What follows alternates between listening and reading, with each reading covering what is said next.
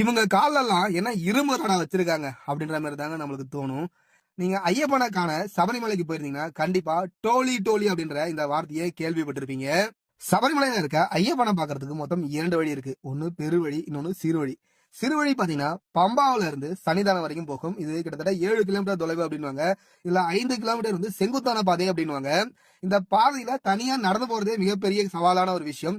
இதுல 80ல இருந்து 100 கிலோ எடை கொண்ட ஒரு மனிதரை தூக்கிக்கிட்டு, அது மட்டும் இல்லாம அவர் வயிற்றுள்ள பொருட்களையும் சேர்த்துக்கிட்டு தூக்கிட்டு போறது ரொம்பவே ஒரு கடினமான செயல். இந்த ஒரு செயலை தான் அசால்ட்டா செஞ்சுட்டு இருக்காங்க இந்த டோலி. டோலி அப்படின்ற வார்த்தை எங்க இருந்து வந்தது அப்படின்னு கேட்டீங்கன்னா, மன்னர் காலத்துல மன்னர் பயணிக்கிற அந்த பல்லக்க தான் டோலி அப்படின்னு சொல்லி குறிப்பிட்டிருக்காங்க. இந்த டோலி பாத்தீங்கன்னா முன்னாடி 2 பேர் பின்னாடி 2 பேர் அப்படின்னு சொல்லிட்டு 4 பேர் சேர்ந்து தூக்குறாங்க. இந்த 4 பேரும் கடினமா உழைச்சாதான் இவங்களால பயணத்தை முடிக்க முடியும். இவங்க சுமந்து செல்லும் அந்த டோலி கட்டைய பாத்தீங்கன்னா வந்து ஏற்ற இறக்கத்துக்கு ஏற்றாறு போல அட்ஜஸ்ட் பண்ணிக்கிறாங்க. சில இடங்கள்ல தோல்ல சுமக்குறாங்க. சில இடங்கள்ல பாத்தீங்கன்னா வந்து